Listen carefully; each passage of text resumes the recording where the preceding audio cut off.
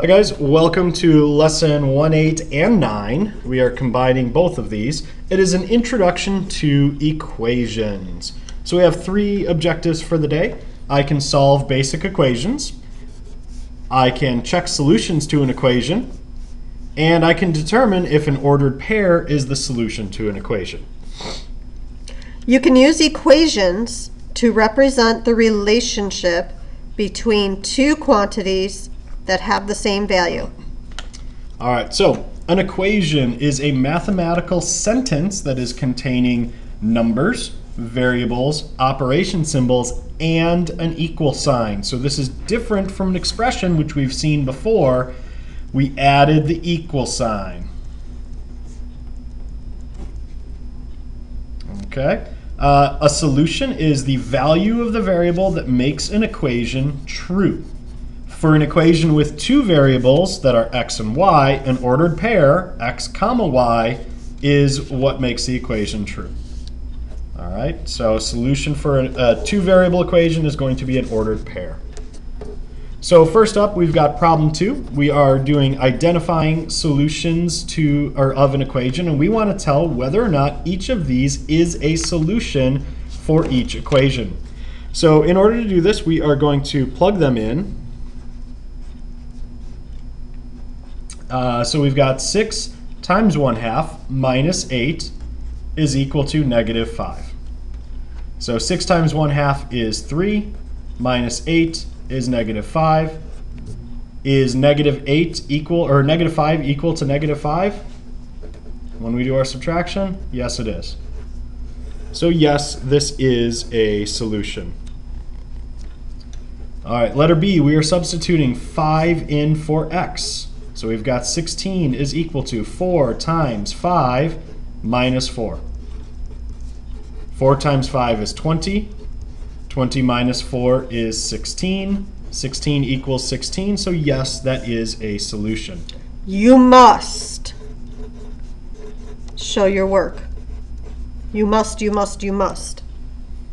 Forever and for always in math. All right, letter C. We have 7 that we're going to substitute for y. So we have 5 times 7 plus 3 is equal to 28. 5 times 7 is 35, plus 3 is 28. 38 is equal to 28.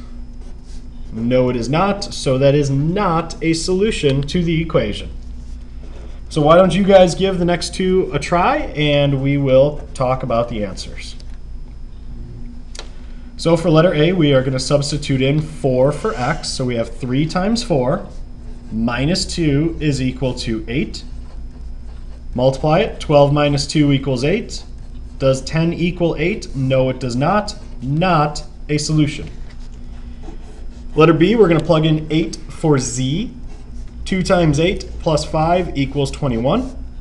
2 times 8 is 16, plus 5 is 21. 16 plus 5 is 21. That is equal to 21, so yes, that is a solution.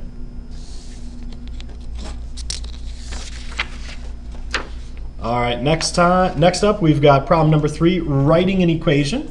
So we are going to take a word problem, and we are going to write an equation based on it. So letter A, the length of the ball court at La Venta is 14 times the height of its walls. We want to write an equation that can be used to find the height of a model that has a length of 49 centimeters. So we're going to just start off with define our variables. L is going to be length, and height, H is height. So the length is equal to 14 times the height. L equals 14H. And we already know that the length of, or the height of the model is 49 centimeters, so we can say the length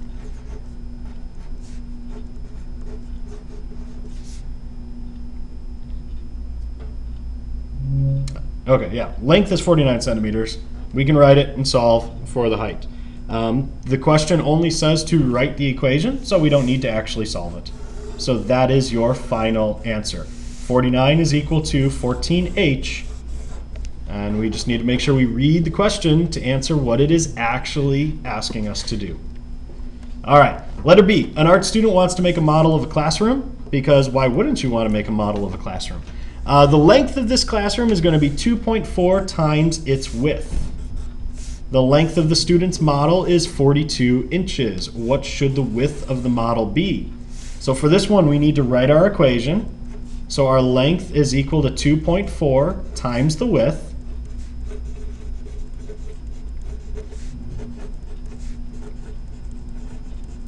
And it's always a good idea to define what your variables are. So Mr. Urzo wrote that L is length and W is width. So we always want to make sure we define it so that we know exactly what we're talking about with an equation. All right.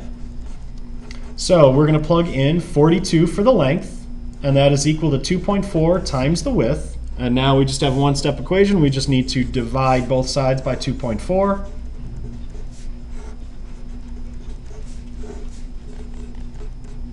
And we get 17.5 inches. Make sure that you have your units. If you don't have your units, you lose points. All right, so why don't you give letters A and B a shot, and we will check in with your answer. All right, so letter A, the temperature in degrees Fahrenheit, we define that variable as F, is the same as 9/5 of the degrees Celsius, C, plus 32. So we start off with, we have the degrees Fahrenheit, F, is the same as, that word is our clue that we have an equal sign there. So equals 9/5 times C plus 32. And that is your equation. All right, the weight of anything on the moon, M, is about 1/6 of its weight on Earth, W. Write an equation that models this relationship, and then we want to know, there's a follow-up question, so there's two parts to this question. How much did Neil Armstrong's suit and life support weigh on Earth if it was 33 pounds on the moon? So let's start off with our moon weight is equal to 1/6 of our Earth weight. So we know that it was 33 pounds on the moon, so 33 is equal to 1/6 times W.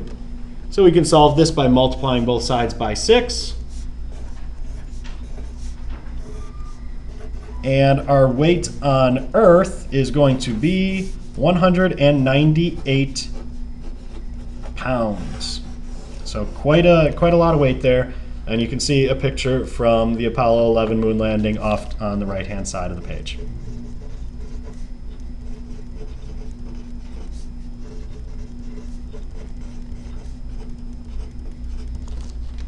If I was on the moon, that would be pretty awesome. All right, problem, we're going to move on to, this is into lesson 1.9 now. Problem number 1, identifying solutions of a two-variable equation. So remember we said when there's more than one variable, we have an ordered pair, and ordered pairs are always, always, always, always written x comma y. If you need to write that above an ordered pair for a little while until you get that back into your memory or you remember it again, do so. But it is always, always, always, always, always x comma y. So we plug in our variables. So 4 goes in for y. 4 is equal to 2 minus 2. Is 4 equal to 0? No, it is not. So it is not a solution. All right, so now we're going to plug in -9 for y and plug in -3 for x. -9 is equal to 3 times -3. So -9 is equal to -9? Yes, so that is an ordered pair, that is a solution. Okay, I want you guys give letters A, B, and C a try, and we will come back with the answers. So we're going to substitute in 13 for y and 3 for x, although it's 3 times 3. So we've got 3 for x, 3 times 3 plus 4. 3 times 3 is 9, plus 4 is 13. So yes, that is a solution. Letter B, plug in 8 for y. 8 equals 7 times 1 minus 2. 8 is equal to 7 minus 2. 7 minus 2 is 5.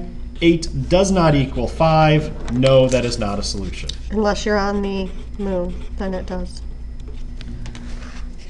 Okay. We're going to plug in 1 for y, or negative 1 for y, and positive 2 for x. So we have negative 1 is equal to 2 times 2 minus 5. Negative 1 equals 4 minus 5. 4 minus 5 is negative 1. So yes, that is a solution.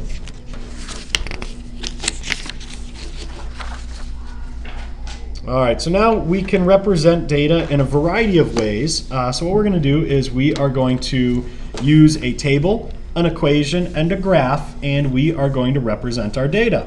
So we have 2 of the 3 forms kind of sketched out for you, and we'll write an equation in one of the spaces.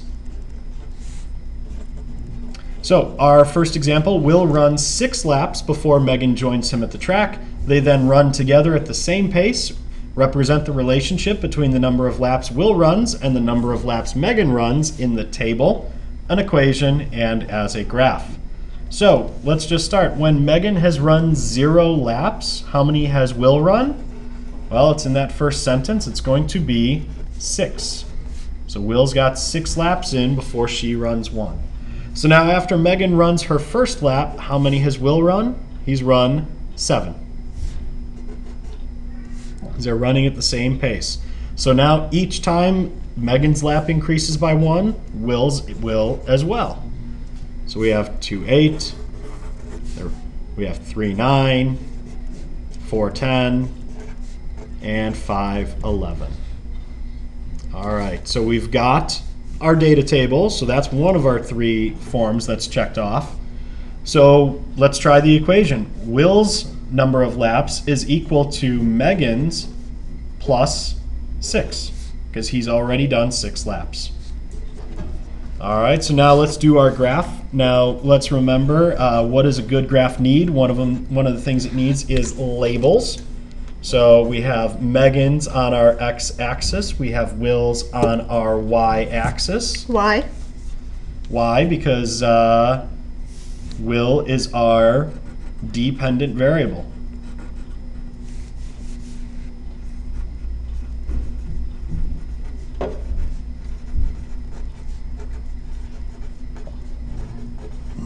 We're going to talk a lot about independent and dependent variables as we go, and that's something that will be coming up in science class as well, so make sure you learn it when you can. What else does a good graph need? It needs some kind of a scale, so we're just going to go by ones, and you can be a little space conscious and just go by 5s or 10s on the lines. You don't have to mark every single tick mark. So Ms. Zurzo did 1, 3, 5, and 10, or 10 and 15. So she's got a few of them there, enough for you to get an idea of what the scale is. Remember, your scale needs to be consistent. It needs to be the exact same interval every single line. And so now Mrs. Zurzo is graphing our ordered pairs. She started with 0, 6, and she's just continuing up and putting the points on. So now she can just connect a line there. And you might wonder, why do we only have quadrant 1 of the graph? Ms. Zurzo, why do we only have quadrant 1? There are no negative numbers. Yep. Can't have negative laps, so we only need quadrant 1. So there we go. We've got the data represented in 3 different Table, ways. equation, graph with labels. Yep. Not tables, labels. So letter B is a thinking question, and it wants us to describe how the graph would change if Will had only run 2 laps when Megan arrived. So instead of running 6, he's run 2. So what would that look like on our graph? Well, Mrs. Zurzo, what would that look like? What's going to happen to that entire graph? I think it's going to slide down by 4 units.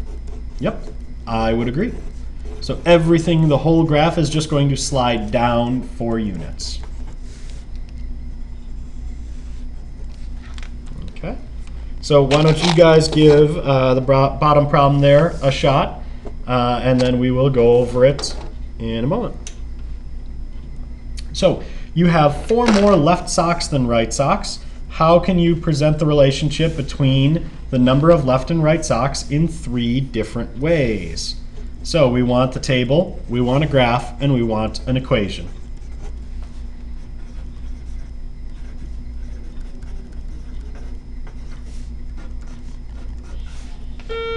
Terrence Davis to the main office, please. Terrence Davis to the main office, please. All right, so we're starting off with if we have 4 more left socks than right socks, we're going to have 4 left and 0 right. And we can continue on. We've got 5 and 1, 6 and 2, 7 and 3, 8 and 4, 9 and 5. All right, so let's look at our graph. Once again, we need to make sure we have labels on our graph.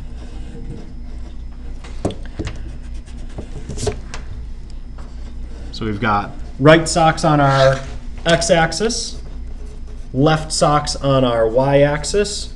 One thing you'll notice is generally when you have a data table, the top row of your data is going to go on your x-axis, and the bottom row of your data will generally go on your y-axis.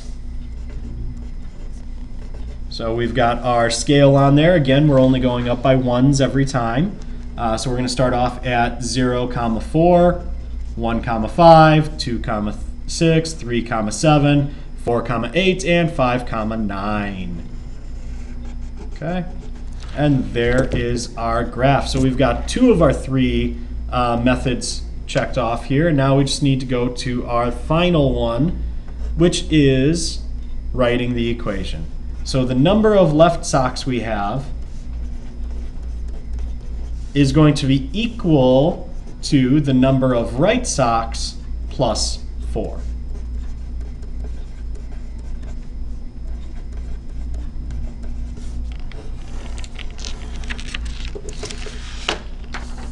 Okay. Moving on to our final problem. We have extending a pattern, problem number 3. And we are asked to make a table showing the number of orange tiles and the number of total tiles in the figure. And then we want to make a prediction of how many tiles in all will the figure have when we have 28 orange tiles. 24. So, 24 orange tiles. One thing that you guys will notice is your sheet is not printed in color, so sorry about that. Take a look at the picture that we have here. All right, so our orange tiles are going to be the ones in the corner of our 3x3 squares. So there are 4 orange tiles when there are 9 total in our first figure. Those are 4. 4 orange tiles with 9 total tiles. Ah, I see. Oh, muchas gracias, señor. De nada. So we have 8 orange tiles when there are 18 total tiles. We're going to have 12 orange tiles when we have 27 total tiles. So now we can see the pattern. Our total tiles, we're just increasing by 9 each time. So 9, 18, 27. What comes after that? 36, 45, and 54. All right, so what's happening to our orange tiles? Every single time we add a new box, we are adding 4 orange tiles. So we're going to have 16, 20, and 24. Ding, ding, ding, ding. And that's our winner. So our question asked us how many tiles in all will there be when we have 24 orange tiles. There will be 54 tiles. Okay, letter B, we want to make a table showing the number of blue tiles and the number of yellow tiles in each figure. How many yellow tiles will be in the figure with 24 blue tiles? So there's 1 blue tile, it's the one in the center of each of the grids. So we have 2 yellow tiles, 1 on either side. So when we have 2 blue tiles, there are 4 yellows. 3 blues, we have 6. 4 blues, we have 8. 5 blues is 10. and 6 blue is 12 by extending the pattern. So what is our relationship? Well, there's always twice as many yellow tiles as there are blue tiles. So we could go through and list 7, 8, 9, 10, 11, 12, all the way up to 24 blue tiles, but I don't have that much time and we don't have that much paper. So we're going to come up with our little shortcut. We came up with the equation that we are just doubling the number of blue tiles. So if we want to know how many yellows are there going to be when we have 24 blue, we do 2 times 24. I didn't go high enough. So when we multiply by 4, we get 24. 12 times 4 is 48. Or you could do 24 times 2, which is 48.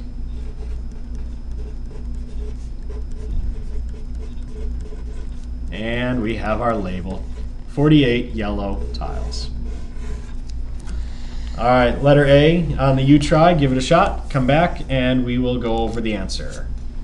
All right, so the table shows the relationship between the number of chairs and the total number of legs. Extend the pattern, and we want to know what is the total number of legs on 10 chairs. Well, if we look at the relationship, there are always 4 times as many legs as there are chairs.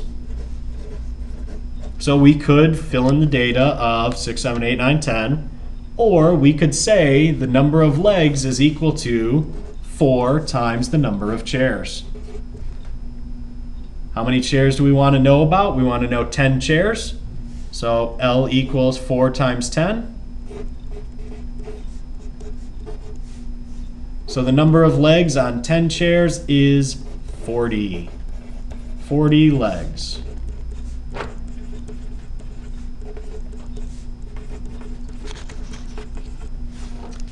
All right, that is your final answer. So that's the end of our notes for the final lesson in Chapter 1. We will be doing some review, and then we're going to be tackling the test next week. So make sure you guys are rating yourself on your confidence on this lesson.